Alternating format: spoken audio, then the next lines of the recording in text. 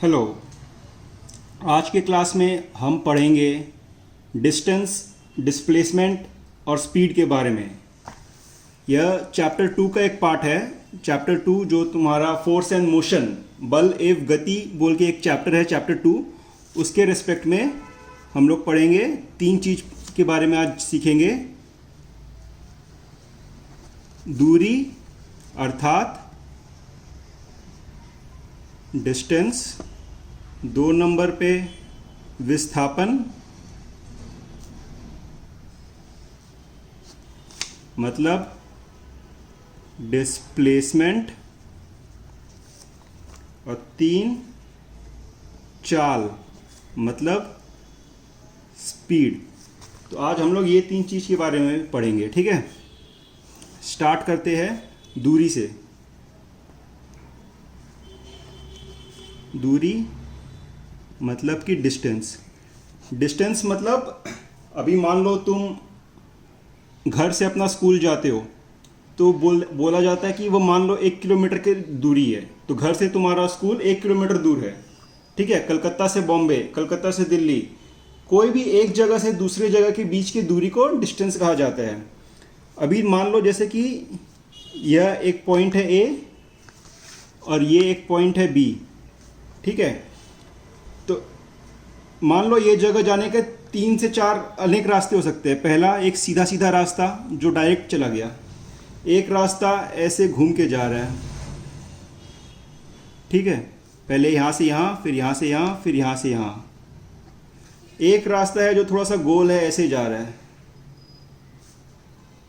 ठीक है। तो एक पॉइंट से 2 पॉइंट जाने के कई सारे रास्ते हो सकते हैं। तो मान लो कि जैसे ये 3 किलोमीटर है, ये मान लो 1 किलोमीटर है, ये भी 3 किलोमीटर है, ये 1 किलोमीटर है, ठीक है, और ये 4 किलोमीटर है मान लो। तो मान लो 3 गाड़ी है, एक गाड़ी ये, एक गाड़ी ये, एक गाड़ी ये गाड़ी सीधा, ये गाड़ी नंबर सपोज कर लो ये गाड़ी के लिए ये सीधा इस रास्ते से गया, तो इसके लिए दूरी हो जाएगा 3 किलोमीटर। ये जो गाड़ी है, ये गाड़ी पहले ऐसे गया, फिर ऐसे गया, ये ऐसे गया, तो इसके लिए दूरी हो जाएगा 1 किलोमीटर यहाँ पे, 3 किलोमीटर ऐसे, फिर 1 किलोमीटर ऐसे। तो मतलब 1 + 3 4 + 1 5। तीसरा गाड़ी, ये गाड़ी डायरेक्ट ऐसे इस रास्ते से गया, तो ये पूरा 4 किलोमीटर है। तो इस गाड़ी के लिए डिस्टेंस हो जाएगा 4 किलोमीटर। तो मतलब डिस्टेंस जो है वो किस रास्ते से हुआ है उस पर निर्भर करता है। ये एक सभी ए से ले गए और बी तक पहुंचे, लेकिन रास्ता अलग अलग लिया सब लोगों ने, इसीलिए सबका दूरी अलग अलग होगा। तो डिस्टेंस का मतलब है कितना दूरी तय किया गया तो ये गाड़ी ने दूरी तय की 3 किलोमीटर की, ये गाड़ी ने दूरी तय की 5 किलोमीटर की, और ये गाड़ी ने दूरी तय की 4 किलोमीटर की। तो यह हो गया दूरी। दूरी एक लंबाई का माप है, मतलब ये एक प्रकार का लंबाई हो गया। तो इसीलिए इसका इकाई, इसका यूनिट मीटर, सेंटीमीटर, किलोमीटर ये सब होता है, ठीक है। इसका इकाई यूनिट मीटर, लंबाई का ही माप है, इसीलिए मीटर, सेंटीमीटर, किलोमीटर होता है। एसआई में इसका माप हो जाएगा मीटर, और सीजीएस में इसका हो जाएगा इकाई सेंटीमीटर, ठीक है। तो ये हो गया दूरी। अब पढ़ेंगे विस्थापन, डिस्प्लेसमेंट। अच्छा, दूरी जो है यह एक अदैशिक राशि है, मतलब इसका कोई दिशा नहीं होता है, ठीक है। ए से बी का माप लो या बी से ए का माप लो, तो उसका कुछ फर्क नहीं पड़ता है, वह दिशाहीन होता है, इसीलिए अदैशिक राशि बोलते हैं इसको, ठीक है। अच्छा, अभी दूसरा है विस्थापन।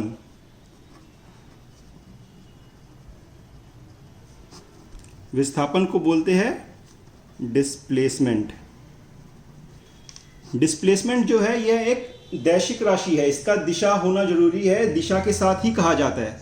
अभी मान लो वही सेम चीज़, ठीक है। वापस सेम एग्जांपल पकड़ते हैं। यह पॉइंट ए, ये पॉइंट बी, ठीक है। ये 3 किलोमीटर का दूरी, एक और रास्ता ऐसे, यह 1 किलोमीटर, ये 3 किलोमीटर, ये भी 1 किलोमीटर, और एक और ऐसे गोल रास्ता, ये 4 किलोमीटर। एक गाड़ी, तीनों रास्ते में 3 गाड़ी गया। ठीक है, तो अब जो है तीनों ए से गए बी तक पहुंचे अलग अलग रास्ते से, लेकिन अगर विस्थापन बोला जाएगा तो विस्थापन तीनों गाड़ी का सेम होगा, क्योंकि विस्थापन सिर्फ शुरुआत का पॉइंट और एंड का पॉइंट पे निर्भर करता है, वह बीच में किस रास्ते पर गया उस पर निर्भर नहीं करता है। सभी लोगों ने ए में स्टार्ट किया, तीनों गाड़ियों ने ए से स्टार्ट किया और बी तक पहुंचे, तो इसीलिए तीनों का ए और बी का जो सबसे छोटा रास्ता है वह सीधा ये है, तो इसीलिए तीनों गाड़ी के लिए विस्थापन 3 किलोमीटर ही होगा डिस्प्लेसमेंट, और वह भी ए से बी। तो डिस्प्लेसमेंट जो लिखा जाएगा, डिस्प्लेसमेंट इज इक्वल्स टू ए से बी। ए से बी गया, ये इसका दिशा हो गया, ए से बी मतलब इस दिशा में गया, वो भी 3 किलोमीटर तक। ठीक है, तो डिस्प्लेसमेंट जब भी हम लोग बोलते हैं तो एक दिशा के साथ बोला जाता है, और उसका मात्रा भी होता है, एक मैग्नीट्यूड भी होता है उसका। अगर बी से ए जाएगा तो भी डिस्प्लेसमेंट 3 किलोमीटर रहेगा, लेकिन वो उल्टा दिशा में हो जाएगा। ठीक है, ये फर्क होगा। अभी मान लो एक और गाड़ी है, वह पूरा ऐसे बहुत लंबा रास्ता लेके गोल गोल गोल गोल घूम के यहाँ तक पहुँच रहा है, तो उसके लिए भी विस्थापन 3 किलोमीटर ही रहेगा। ठीक है, और एक और गाड़ी है, मान लो ये ऐसे गया, पूरा बी तक गया, बी से वापस ए तक आ गया, तो उस केस में विस्थापन क्या होगा, वो वापस शुरुआत के पॉइंट तक पहुंच गया है ना, पूरा गोल घूम के आ गया, तो इस केस में विस्थापन 0 हो जाएगा, क्योंकि स्टार्टिंग पॉइंट और एंडिंग पॉइंट सेम है। तो विस्थापन निकालने के लिए हमेशा स्टार्टिंग पॉइंट देखना है, एंडिंग पॉइंट देखना है, और वो दोनों के बीच में डायरेक्ट दूरी कितना है वो देखना है। तो जब अगर गाड़ी पूरा गोल घूम के वापस उसी पॉइंट पे आ गया है तो उसका विस्थापन 0 हो जाएगा। ठीक है, तो ये हो गया डिस्प्लेसमेंट। अब पढ़ेंगे स्पीड के ऊपर, चाल, स्पीड। तो स्पीड का फॉर्मूला होता है, speed is equals to distance by time. कोई भी दूरी तय करने में कितना टाइम लगा, मतलब दूरी बटा समय, कितना समय लगा मतलब, और कितना दूरी तय हुआ, यह होता है स्पीड का फॉर्मूला। अभी इसी फॉर्मूला से मान लो टाइम भी निकाल सकते हैं, तो टाइम यहाँ पे डिवाइड में है, तो इक्वल टू के इस तरफ आएगा तो मल्टीप्लाई में हो जाएगा। तो टाइम बराबर डिस्टेंस बाय स्पीड बराबर दूरी बटा चाल। तो टाइम निकालना हो तो एक गाड़ी कोई दूरी तय किया, एक स्पीड से तय किया, तो दूरी बाई स्पीड कर देंगे तो कितना टाइम लगेगा वो दूरी तय करने में, वो निकल जाएगा।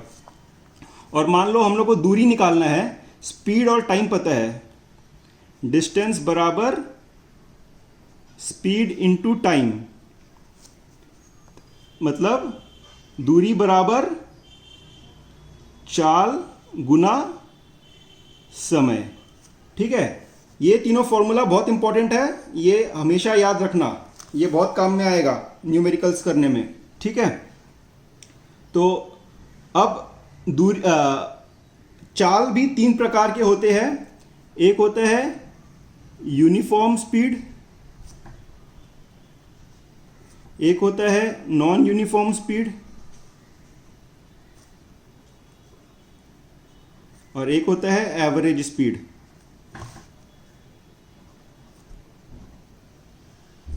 यूनिफॉर्म स्पीड मतलब समारूप स्पीड, समारूप चाल।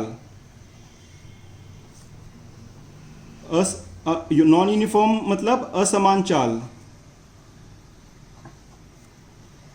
और एवरेज मतलब औसत,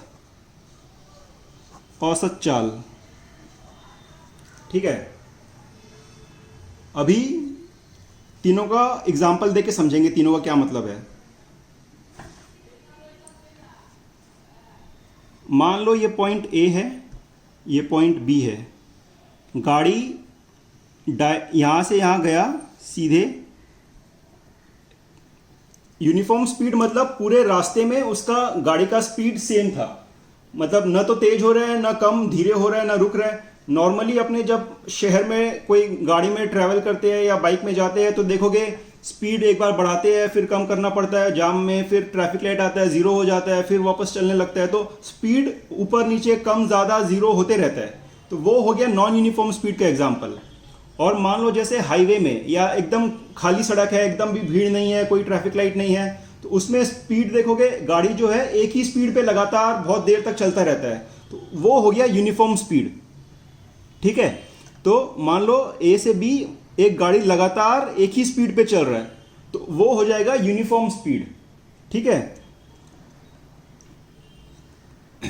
तो मान लो डिस्टेंस है 5 किलोमीटर और उसको 5 घंटा लगा ये दूरी तय करने में, तो उसका स्पीड क्या हो जाएगा? एक ही स्पीड यूनिफॉर्म स्पीड से जा रहा था, तो स्पीड हो जाएगा डिस्टेंस बाय टाइम। तो डिस्टेंस है 5 किलोमीटर और टाइम है 5 आवर, तो equals to 1 kilometre per hour हो जाएगा। ठीक है, ये हो गया इसका 1 किलोमीटर पर आवर का स्पीड से चला है गाड़ी, तो 5 घंटे में 5 किलोमीटर का दूरी तय हो गया। ये हो गया इसका यूनिफॉर्म स्पीड, एक ही स्पीड। अभी मान लो एक ये है ए से लेकर बी, यहाँ पे पॉइंट सी, यहाँ पे पॉइंट डी। ठीक है, ए से सी जो है मान लो 2 किलोमीटर है, ये से सी से डी 3 किलोमीटर है और डी से बी जो है 5 किलोमीटर है। ठीक है, गाड़ी यहाँ स्टार्ट किया तो उसका यहाँ पे स्पीड चाल जो है 1 किलोमीटर पर आवर है।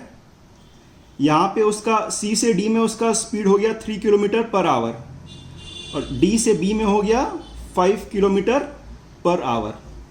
ठीक है, तो यहाँ पे देख रहे हो पूरे ए से बी पहुँचने में रास्ता में एक बार स्पीड 1 किलोमीटर था, फिर यहाँ से 3 किलोमीटर पर आवर हो गया, यहाँ से स्पीड 5, पूरे रास्ते में स्पीड चेंज होता गया, इसीलिए नॉन यूनिफॉर्म स्पीड का एग्जाम्पल हो गया, असमान चाल का एग्जाम्पल हो गया।